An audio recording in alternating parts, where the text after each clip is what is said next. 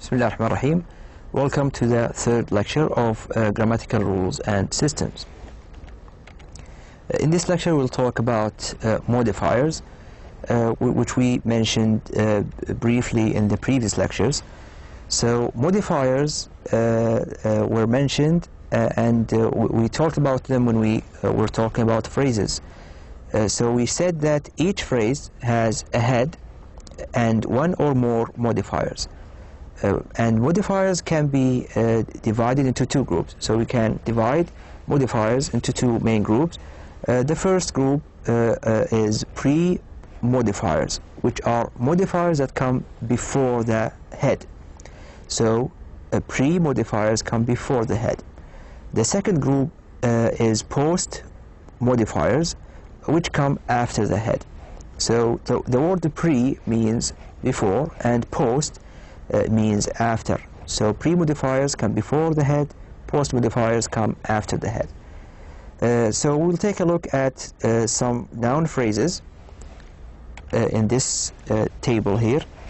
So we have the noun phrase, a good friend. So in this phrase, friend is the head and a and good are pre-modifiers. So they modify the head friend. So we're talking about a friend, and he is a good friend. So we modified, we added some meaning, some extra meaning to the head friend. My school friends. So the head friends can refer to any friends, but when we add the modifiers, my and school, we are referring to my friends, they are friends of mine, and they are from my school. So they come from my school and they are my friends. So we added extra meaning to the head through these pre-modifiers. The headmaster of the school. Here we have one pre-modifier and a phrase that functions as a post-modifier. So that is the pre-modifier here, the headmaster. It helps to make the noun here definite. So the pre-modifier there is a definite article, and it makes the head, the headmaster in this phrase, definite. It refers to a specific headmaster, not all headmasters, a specific headmaster that the speaker and listener know and understand which headmaster we are referring to. The post-modifier of the school also adds extra meaning to headmaster, so the headmaster of the school, of a particular school. The next phrase, the headmaster's desk. Desk is the head of this phrase. The headmasters, the and headmasters are pre-modifiers. So the head desk can refer to any desk. When we say the headmasters, this limits the reference of desk. So we are talking about a particular example or a particular desk, which is the headmaster's desk. So the pre-modifier helped us limit the reference of the noun, desk. Several students. Students is the head in this noun phrase. Several is the pre-modifier, and it helps here tells the quantity.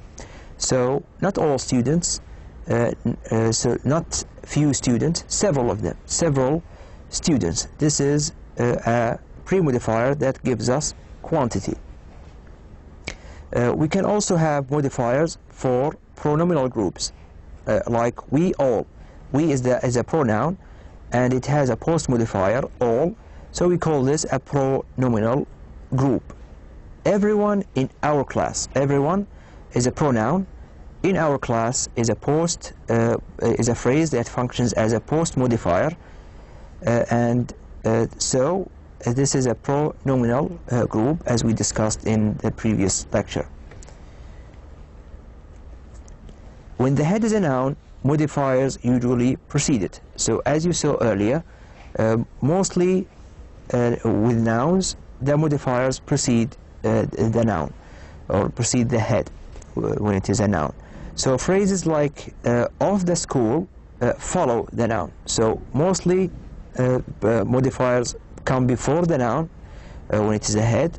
They come as pre-modifiers, But phrases like of the school come as post modifiers. But when the head is a pronoun, modifiers normally follow it. So as we saw in the previous example, someone in our school or we all, modifiers come after the pronoun. So they are post modifiers. Pre-modifiers in the previous examples include the following main classes of words. So if you go and look at the previous table of noun phrases and pronominal groups, you will see that we have a number of word classes, especially for pre-modifiers. So we're talking about pre-modifiers, which is the first column in the previous table. The first class is adjectives. So adjectives such as good function as pre-modifiers. We also have nouns that can modify other nouns. So not only adjectives can modify nouns, we can also have nouns that modify other nouns. Like school. When we said my school friends, school is a noun, friends is a noun, friends is the head, and school modifies the head. So we can have a noun that modifies another noun. The third type in the previous table is determiners, like a, the, and my. And we will discuss determiners in details in a minute. But first, let's take a small exercise. In the following phrases, decide which of the underlined words is A, the head, B, a post modifier, or C, a pre-modifier. So here we have a number of phrases. They are all noun phrases and some pronominal groups. Some are nominal, some are nominal groups. So let's look at the first one. A big store. A big store. The underlined word here is the head. Is the head. So we're talking about a store, and we added some modifiers like a, which is an indefinite article, and big, which is an adjective before it. So store is the head, and it is preceded by two pre-modifiers, a and big. So the choice for number one is A. Number two, the store manager. The store manager. Here we have three words. One of them is the head, which is manager, because we're talking about the manager of the store. Store is a noun, and it modifies manager. So here we have a noun that modifies another noun. Store modifies manager, and it is a pre-modifier. A pre-modifier. So the choice here is C. Pre-modifiers. It comes before the head. It comes before the head. Number three, the leader of the group. The leader of the group. The underlined phrase is of the group. Of the group. And as we see here, it comes after the head. So we're talking about the leader. The leader is the head here, because we're talking about the leader. And of the group modifies it, and it comes after it. So it is a post modifier. It comes after the head, leader. So when we say leader, we don't know which leader, but when we say the leader of the group, we helped limit its reference. So we say this leader of this particular group. So of the group is a post modifier. Number four, the group leader. The group leader. This is easy as well. So leader is the head. That is a modifier, and it comes before the head, so it is a pre-modifier. Group is a modifier as well. Number five, someone in my office. Someone in my office. So in this phrase, are we talking about office, or are we talking about someone? So when we say someone in my office left the window open, so we're talking about someone. So this is the head. Okay, so someone is a pronoun, and it is a head, and it is followed by a prepositional phrase. So the prepositional phrase in my office is a post modifier, and as we said, usually pronouns are followed by modifiers. Usually pronouns have post modifiers, and nouns have pre-modifiers more frequently. So someone in my office, someone is ahead. So number 5, the choice is A. It is ahead. Now we go back to talk a little bit more about determiners. So what are determiners? Determiners are words which specify the range of reference of a noun. It specifies the range of reference. So it can make the noun definite, as in the example here, the book. So when we say the book, we're talking about a definite specific example. Okay, we're talking about a definite specific example of a class, the book. Okay, we're talking about the book. Okay, and not any book, the book that the speaker and listener know and know what it refers to. It can also make the noun indefinite, like when we say a book. So a book can refer to any book. So he bought a book. It can refer to any book, not a particular book. And it can indicate quantity. So we can say many books. Okay, so here we mentioned the quantity of the noun through the use of determiners. So we have the determiner many, and it helps us give some idea about the quantity. So we have many books, okay, not few books, we have many books. So determiners can either be identifiers or quantifiers. So now we're going to classify determiners. We're going to divide them into two groups. The first group is called identifiers. The second group is called quantifiers. So the first group also have other classifications under it. So there are subclasses under the major type of identifiers. So, but first of all, let's give a small definition for identifiers. Identifiers tell us either definitely or indefinitely which noun the speaker means. So they tell us which noun we are talking about. So the speaker is mentioning a specific noun, or definite or indefinite. So identifiers can help us identify this noun. So they include A, articles. So articles is a subtype of identifiers, and you know articles are a, an, and the. So a, an are indefinite articles. The is a definite article. So articles are identifier determiners. They function as identifiers and they are determiners. So articles is the first type of identifiers. The second type is demonstratives. Demonstratives like this, that, these, and those. Demonstratives point out to a certain noun.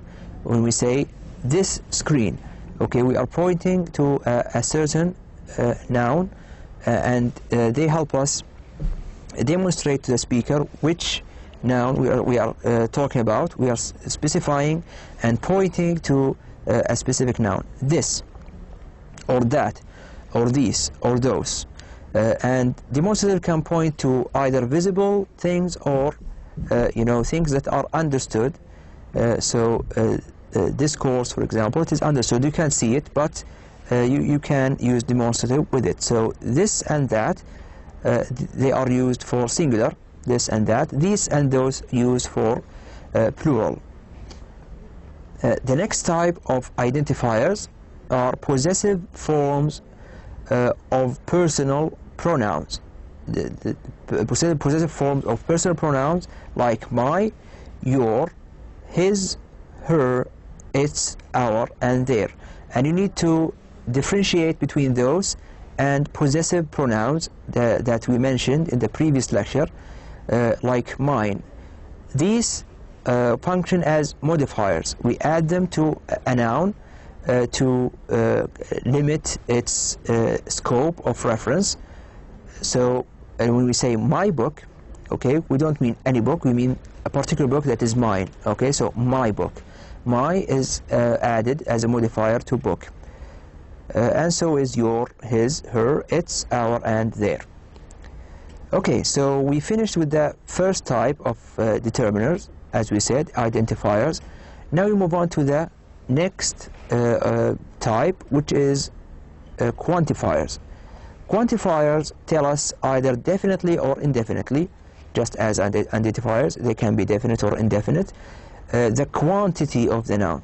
So they help us know what quantity we're talking about when we mention the noun. They include A, numerals like 1, 2, and 3, so numbers. So these are all called cardinal numerals. Cardinal numerals. And we also have ordinal numerals that show order. So first, second, and third, they show order, and we call them ordinal numerals. So this is the first kind, and we also have words like much, many, each, every, a few, little, all, several, plenty, and other words that can that are included under quantifiers. So quantifiers can include numerals and words like much and many, and other words of this category. Okay, we have this small exercise. Identify the type of the underlined determiner in the following sentences. Here we have 4 choices. A, if the underlined determiner is an article. You choose B if the underlined determiner is a demonstrative. You choose C if the underlined determiner is a possessive form of a personal pronoun. And you choose D if the underlined determiner is a quantifier. So let's look at the first sentence here. This exercise is easy. This exercise is easy. This here helps us to point to a certain exercise. So we are pointing to an exercise. We say this exercise is easy, so it is a demonstrative. It is a demonstrative, so the answer for number 1 is B. Number 1, the correct answer here is B. This is a demonstrative. Number 2, their friend is here. There is a pronoun, and it gives us an idea of possession. So whose friend? Their friend. Okay, so there is an idea of possession here. So it is a possessive form of a personal pronoun. So their friend is a possessive, and the correct choice for this sentence is C. The underlined pronoun in this sentence is possessive, C. 3, the visitor came early. So here we have the, and it is an article. So the correct answer here is A, the. It is the definite article. Number 4, many people watch the show every week. So we have people here, and we have many, which gives us an idea about the quantity of people. So we have many people who watch the show every week, and thus many gives us quantity, so it is a quantifier. So the correct choice for number 4 is D.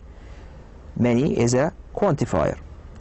Number 5, these sentences are interesting. These also points to a certain noun. So just like this in number 1, this is also a demonstrative. So the correct choice for number 5 is B. We will now move on to a different topic, which is related to person, number, and gender. So we will see each one of these individually, and we'll discuss it a little bit. So we will start with person. Nouns can be personal.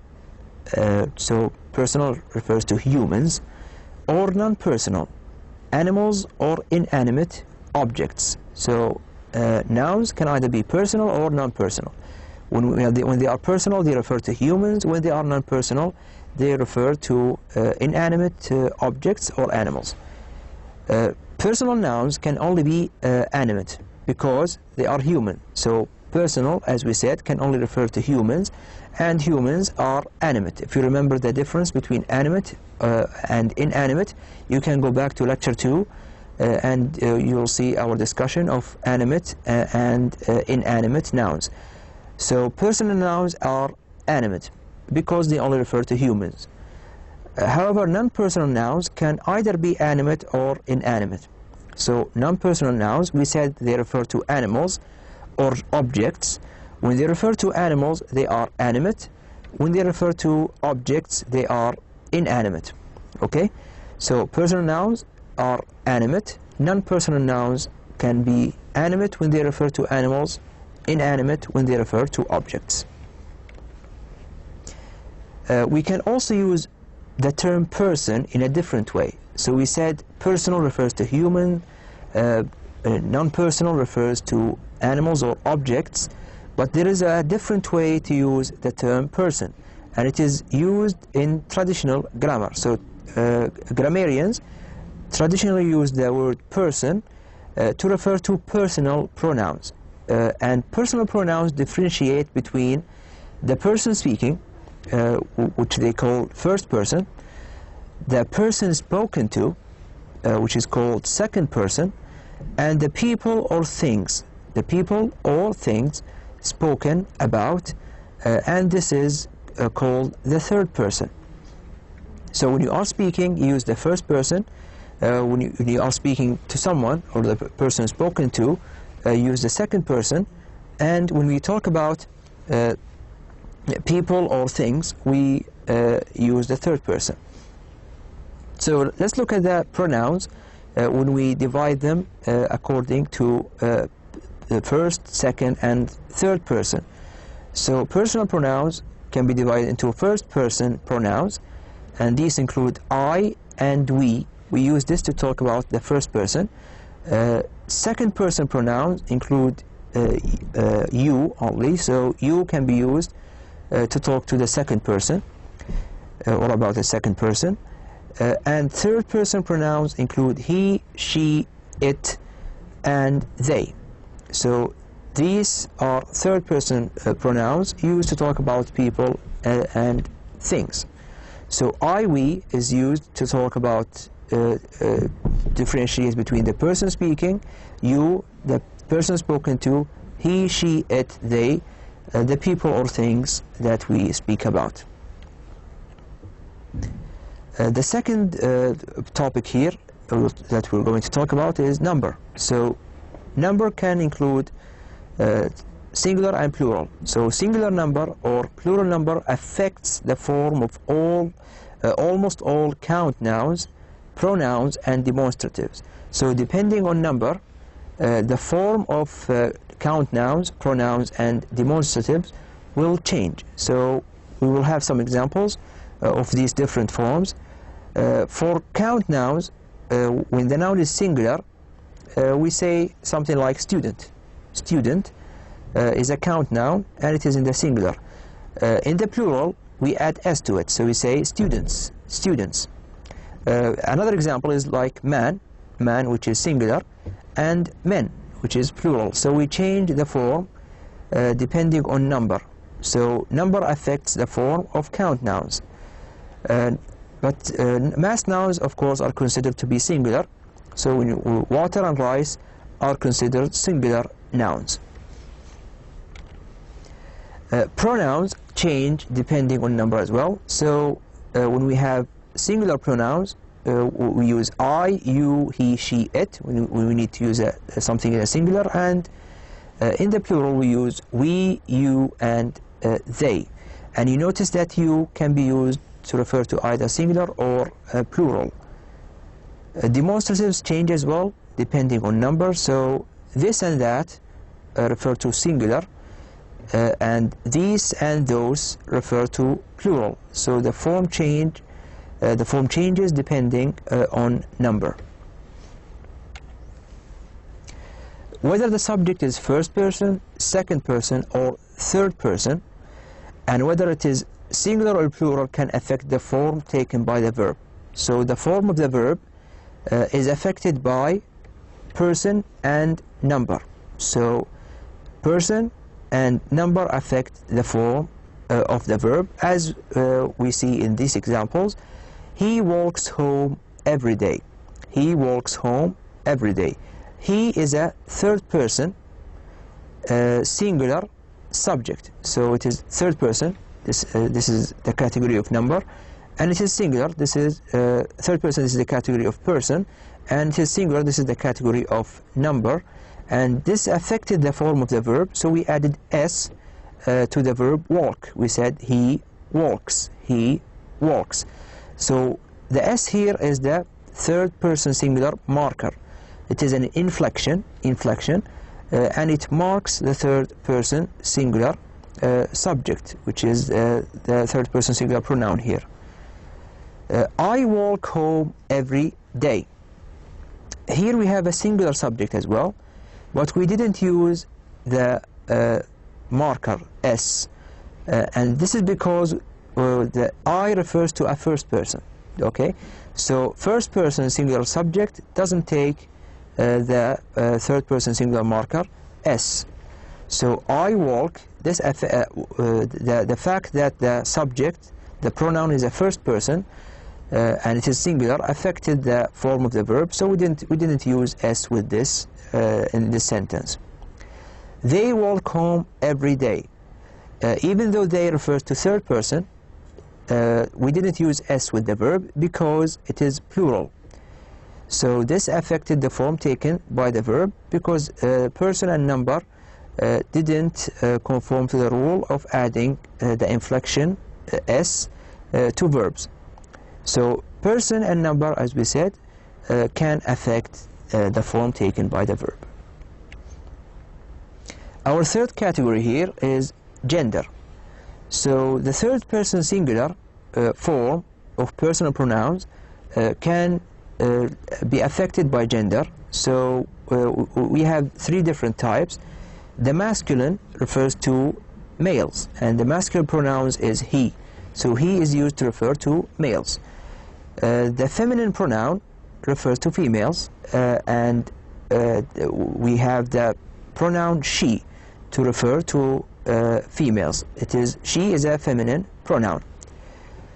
And we have neuter pronouns, like we have only one pronoun in English for neuter, which is it. So it refers to inanimate objects. We use it with inanimate objects because they are not distinct as male or female in English, and it can also be used for persons or animals not yet regarded to be male or female. So if you don't know if a person or animal is male or female, you may use the neuter pronoun. So when someone knocks the door, for example, you can say, who is it? So who is it? You know that there is a person knocking on the door, but you don't know whether they are male or female, so you can say, who is it? So this is a neuter pronoun that can be used to refer to persons. Animals are more frequently referred to with the neuter pronoun, but they can also be referred to with the masculine or feminine in certain cases. The distinction between male and female may affect our choice of lexical items. And lexical items are words and phrases. So these are, this is what we call lexical items, words and phrases. So the difference between male and female can affect the lexical items that could fill a slot. And we'll see what we mean by a slot in the next example. So in the structure of a clause, if we have a slot, this can be that we need to fill. The words that we can use to fill the slot, or the phrases that we can use to fill the slot, can be affected by male and female. So let's look at the examples that we have here. We have the noun man, headmaster, woman, and actress. And we have the first example here. He is a good, and we have an empty slot. So we want to fill the empty slot with one of the four nouns that we have here above the example. So we can use man. We can say he is a good man. Okay, so man is possible in this sentence. We can say he is a good headmaster. So headmaster is a possible word to use to fill the slot. But we can't say he is a good woman, because he is distinctly used for masculine, for males. And this is why we can't use it with women, which refers to a female. Actress as well refers to females, so we can't use it to fill the slot he is a good actress, because he only refers to males, to masculine. So man and headmaster can fill the slot in example 1. In the second example, she is a good, we have an empty slot. We can use women, so we can say she is a good woman, and we can use actress.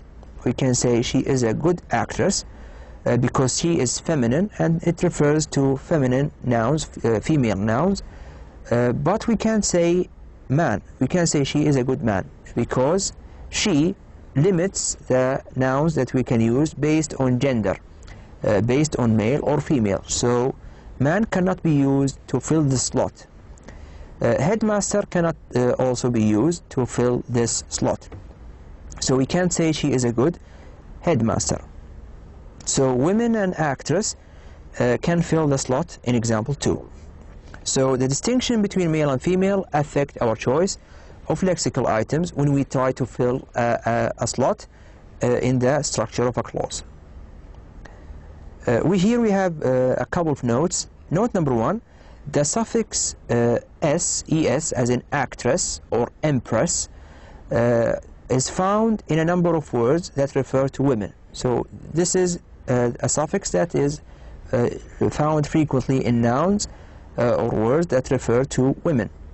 But there are also other words that refer to women and do not have this suffix. So we can have words like aunt, niece, and nun. All these refer to women, but we don't have the suffix s at the end. Like actress, there is ESS at the end. In these words, aunt, niece, and nun, these words refer to women, refer to females, but they do not include or do not have the suffix ESS at the end. The second note here, most nouns in English can refer to both male and female. So unlike Arabic, where we need to specify the gender of the noun, in English most nouns can refer to both male and female. So friend can refer to a male or female friend. Neighbor can refer to a male or female neighbor. Cousin can refer to both as well. Teacher can refer to a male teacher or a female teacher. And nurse can also refer to a male nurse or a female nurse. In this table here we have a summary of all the three categories we talked about. So in the category of person, we see the first column. We have first person, second person, and third person.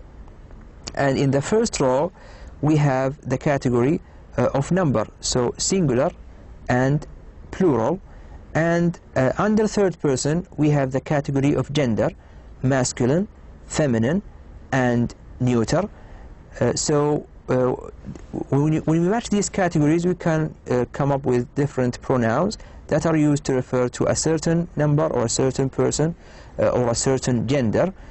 So the first person singular is I. The pronoun used to refer to a first person singular is I. The pronoun used to refer to a first person plural is we, first person plural. The pronoun used to refer to second person to a second person singular referent is you. Second person plural is you as well. So you can be used to refer to both singular and plural second person referent. The third person, we have the special distinction of masculine, feminine, and neuter for the singular only. So in the singular we can distinguish between masculine, feminine, and neuter. So a third person masculine singular pronoun is he. A third person feminine singular pronoun is she. And the third person singular neuter pronoun is it. So he for the masculine, she for the feminine, it for the neuter, and they are all third person and singular. The plural doesn't differentiate based on gender. So masculine, feminine, neuter, they all take the pronoun they. So the third person plural pronoun is they. Let's look at this exercise. Choose the appropriate pronoun based on the description we have. So number one, we need a first person plural pronoun, and we have four choices. We have he, we, they, and you. So first of all, we need something that is plural. So he is not plural, so this is definitely not the answer. We can be used for plural, so we can keep this. They can be used for plural, so we can consider it as well. You can also be used for plural, so we, they, and you are all can be used to refer to plural. First person, we have first person here. They and you don't refer to first person. So they refers to third person, you refers to second person, but we refers to first person. So first person and plural, we is a first person plural pronoun, so the correct choice for number one is we. Number two, we need a third person singular masculine pronoun, and we have four choices: they, it, you, and he. So first of all, we need something, we need a pronoun that is third person.